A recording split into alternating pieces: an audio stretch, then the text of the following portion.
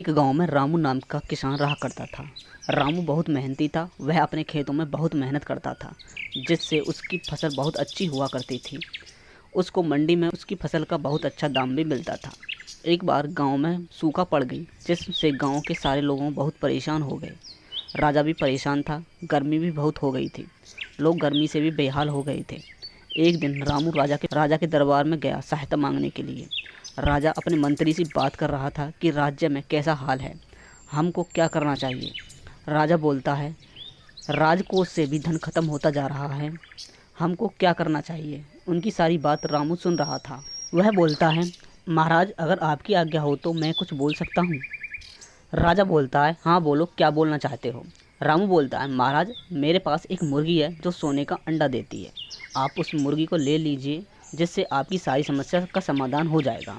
पर महाराज वह मुर्गी बस खेतों में ही सोने का अंडा देती है। महाराज आपके पास बहुत से खेत बंजर पड़े हैं। राजा बोलता है, तो बताओ हमको क्या करना चाहिए। रामू बोलता है, महाराज तुमको कुछ सिपाहियों लगा कर उन खेतों को साफ करना होगा और उनमें हल चलवाना होगा।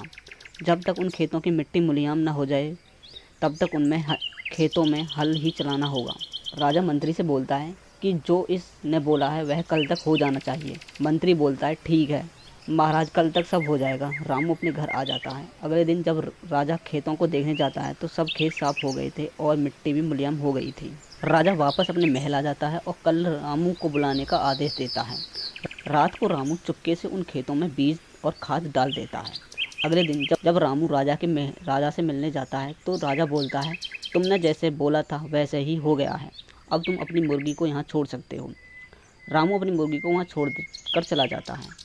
ऐसे ही कुछ महीने बीत जाते हैं। मुर्गी अंडा दे देती है, पर वह अंडा सोने के नहीं होते। राजा रामू को बुलाता है और उससे गुस्से से बोलता है कि तुमने तो बोला था कि तुम्हारी मुर्गी सोने का अंडा देती है, पर इसने तो साधारण अंडा ही दिया है।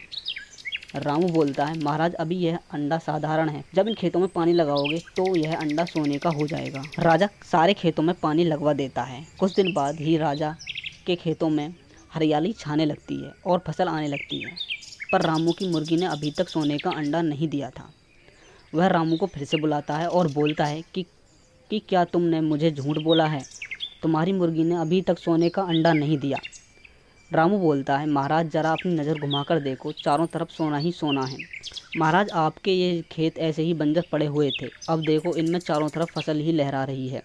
यह क्या सोने से कम है?